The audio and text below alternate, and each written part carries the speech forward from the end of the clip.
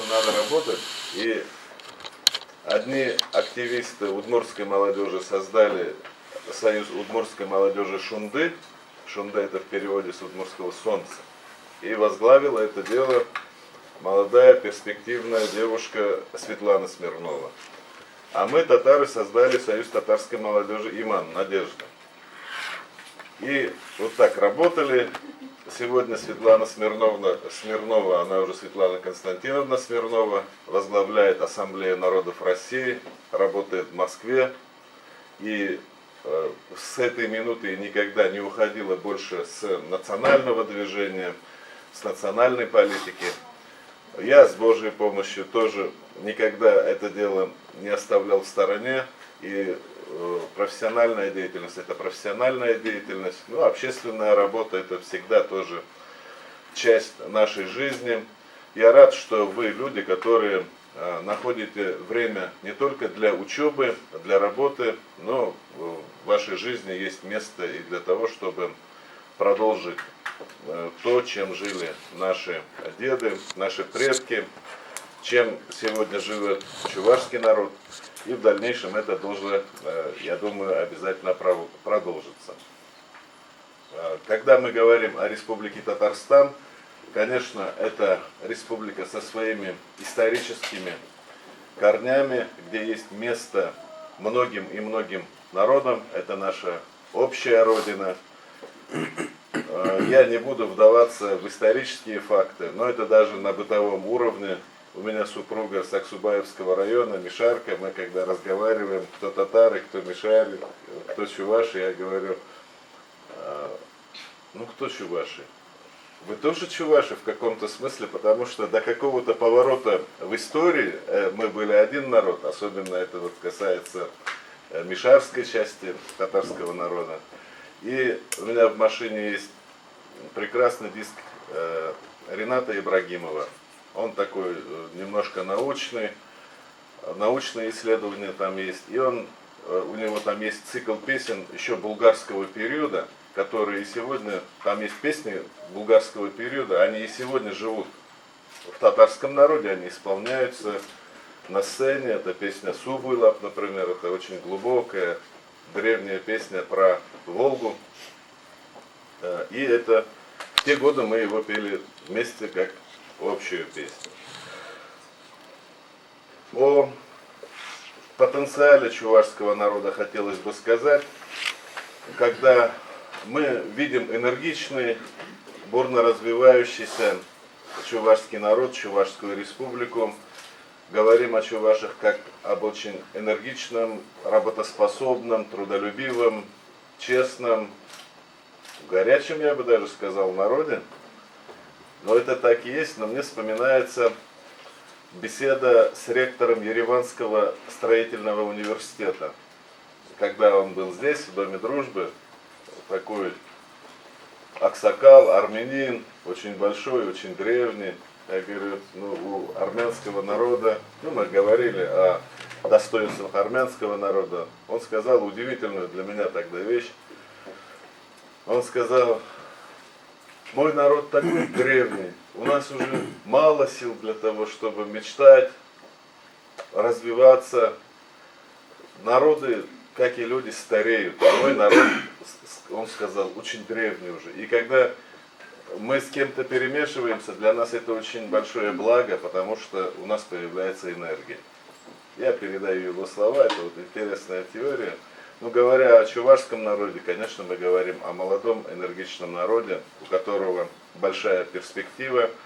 У него очень выраженное чувство собственного достоинства, талант к бизнесу, талант к работе. Поэтому я надеюсь, что все у нас будет хорошо в Республике Татарстан и в Российской Федерации. Об участии в национальном движении хотелось бы сказать. То, что вы сюда пришли, это некое моделирование. Вы моделируете будущее нашего общества, нашей республики, нашей страны. Вы учитесь работать, строить отношения. Вы придумываете новые процессы, которых сегодня еще нет. И это будет с вами на всю жизнь. Вот я вам в начале приветствия приводил примеры про Светлану Константиновну, про себя. Да. Но на самом деле у вас будет то же самое, потому что те, кто сюда приходит, в принципе, он приобретает определенный навык, и с этим это ваше конкурентное преимущество, и всегда оно так будет. И не могу не сказать сегодня о том, какой вклад в развитие национального движения в Республике Татарстан вносит Чувашское национально-культурное движение. Не могу не сказать о Николае Михайловиче Сорокине, который очень плодовитый человек. И сегодня, когда мы говорим о его трехтомнике «Вечная Волга», я надеюсь, многие из вас эту книгу читали. Это не только история о чувашском народе, хотя это в первую очередь история о чувашском народе, которая достойна всяческого уважения. Это история России, и не только история, это наши возможности в дальнейшем. Ну и также Николай Михайлович зафиксировал, никто еще из наших национально-культурных автономий не смог этого сделать. История чувашского движения, начиная с 90-х годов по сегодняшний день, она уже имеет форму книги, она обязательно будет передана будущим поколениям. И это учебное пособие, которым должен владеть каждый человек, который участвует в национальном движении, думает о своем народе, о своей стране.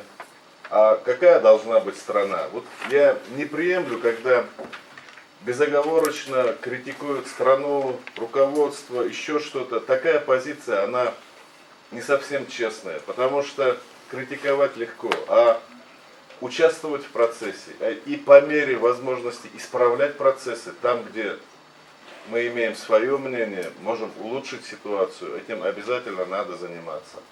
Заниматься нам есть чем, это вопросы сохранения языка, культуры, традиций, но сохранения мало, надо развивать свою культуру, язык, традиции.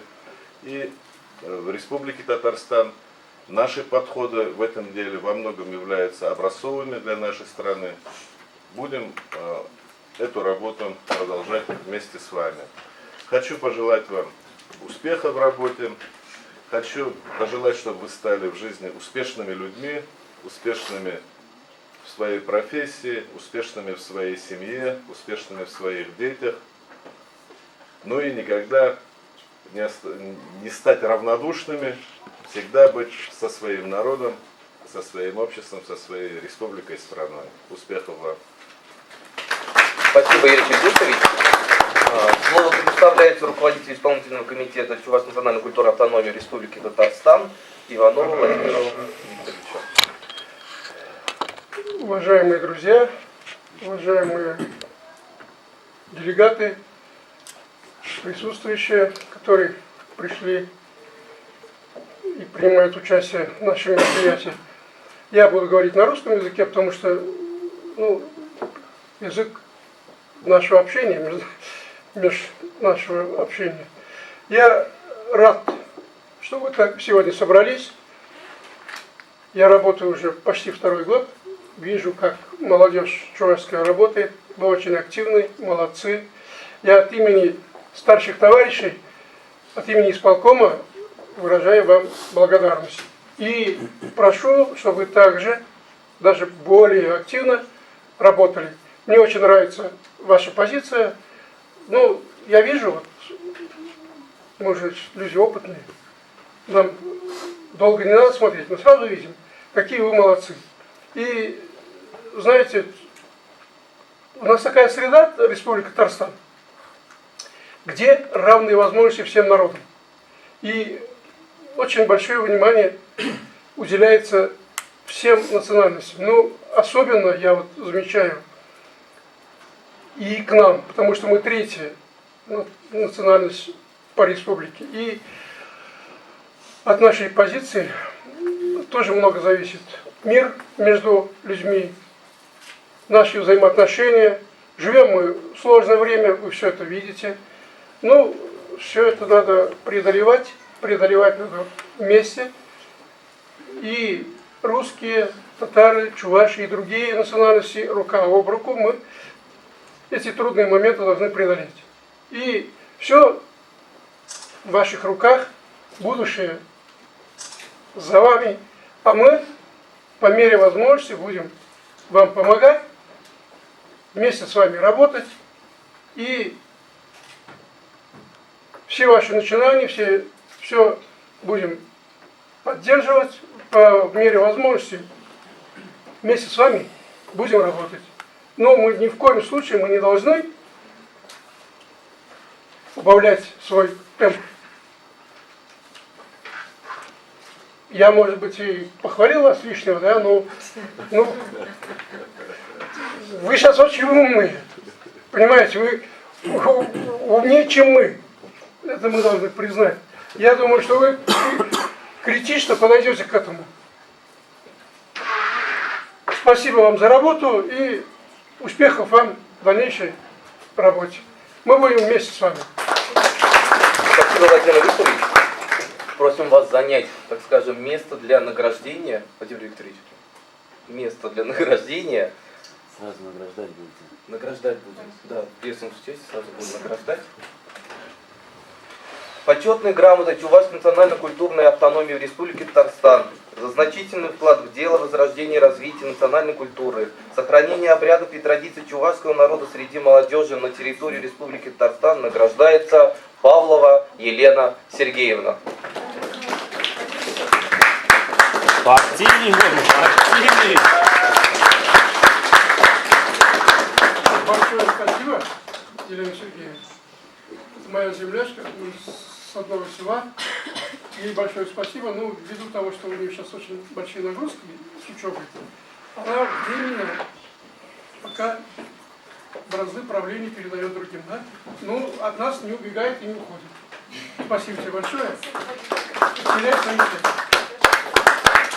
Спасибо. Прошу занять свои места. Владимир Викторович. Слово предоставляется председателю молодежной ассамблеи народа Татарстана Кадырову Тимуру Равкатовичу. Добрый день. Очень рад видеть такое количество молодежи. И очень рад видеть представителей старшего поколения, которые, наверное, являются наставниками для всей чувашской молодежи. Да? Здесь, вот, как я понимаю, собралась самая активная часть чувашской молодежи, которая ведет работу и по объединению молодежи, вообще, чтобы эта работа продвигалась, работа по сохранению культуры, обычаев, традиций. И хотелось бы напомнить, нет, сейчас не нужно презентацию, можно убрать, это мне потом будет, я сейчас просто хотел поприветствовать.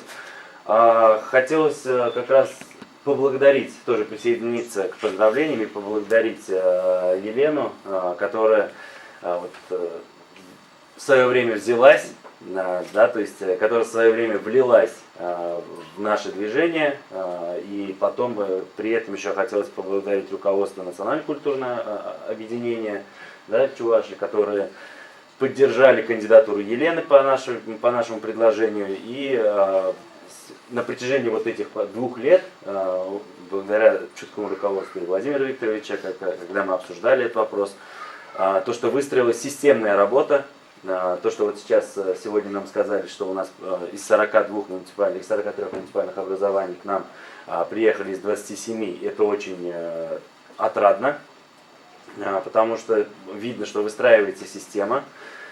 При этом хотелось бы обратить внимание на то, что молодежь, вот именно молодежное движение при национально-культурной автономии, это, наверное, является, ну, то есть ваше движение молодежи именно создается и двигается для того, чтобы сохранить ту культуру, язык, обычаи и традиции своего народа, и чтобы именно молодежь не забывала об этом.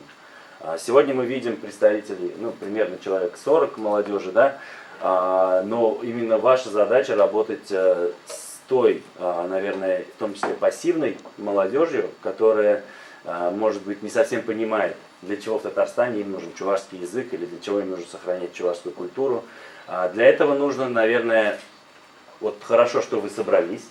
Очень рад, что сегодня вот в таком, конечно, формате, в таком официальном молодежное мероприятие проходит. И я просто сегодня пришел без галстука, потому что когда молодежные мероприятия проводятся, мы обычно более ближе к молодежи стараемся быть. Поэтому вам тоже, я думаю, вот такое мероприятие официально должно проходить, наверное, только один раз в год. И больше молодежных мероприятий вы должны проводить на уровне молодежи, на языке молодежи. В том числе эта молодежь уже у нас считается с 14 лет. Поэтому нужно работать вот именно уже со школьной скамьи, с детьми, с молодежью, чтобы привить вот в этом возрасте именно такое патриотическое, наверное, воспитание и ту необходимость, которую, и привить необходимость сохранения своего языка. Это сейчас является главным компонентом. Язык, культура, обычаи вот эти. Передать, заинтересовать молодежь можно только через новые формы, новые форматы работы с молодежью. Потому что сейчас молодежь другая. Сейчас молодежь сидит в интернете 70% своего времени, более 5 часов. То есть 70% молодежи более 5 часов сидит в интернете, в гаджетах, в соцсетях. Соответственно, нужно делать эти проекты, нужно работать таким образом, чтобы вы были интересны для молодежи. Если мы будем просто постоянно говорить, что нужно сохранять, давайте это делать, давайте то делать, молодежь может немного отойти, да? Но если мы как раз и молодежная ассамблея для этого и создана, чтобы мы подбираем и обучаем, мы объединяем представителей всех национальностей, молодежь всех национальностей, чтобы вы развивались вместе, чтобы вы разрабатывали новые методики, новые проекты и работали в дальнейшем уже со своей молодежью. Потому что я очень рад на самом деле, что вот на протяжении этих 2 лет уже у нас и в муниципальных районах есть, да, руководители представительств, у нас руководители представительства молодежной ассамблеи тоже вот, по Нурлату, по Нижнекамску, да, по Чистополе. Да, у нас представитель чувашской молодежи. И это очень отрадно, потому что это активность. Это та действительно активность, которая необходима сейчас среди молодежи. Я очень рад, что среди чувашской молодежи есть такие активисты. Но на этом, как Владимир Викторович сказал, перехваливать не будем. На самом деле здесь перехваливать не за что. Ваша работа только начинается. Вы должны, вот по данным переписи, в Республике Татарстан проживает 126,5 тысяч чувашей. Из них мы предполагаем, что 30% это молодежь. То есть из 40 человек, присутствующих здесь, нам нужно выйти на цифру 40 тысяч. Соответственно, нужно над этим работать, да, то есть нужно новые форматы развивать, чтобы это не был какой-то такой активный анклав, который показывает вроде свою деятельность, а остальную молодежь мы не обращаем на это внимания. Вот просто на прошлой неделе прошла также встреча с новым министром молодежи Дамиром Ильдусовичем Фаттаховым, и он был заинтересован именно поговорить с лидером по каждой национальности. И как раз Елена рассказывала о молодежном движении «Аталан», и ему было интересно узнать, сколько вас здесь проживает и сколько среди вас есть активности. И как раз сейчас стоит задача перед молодым министерством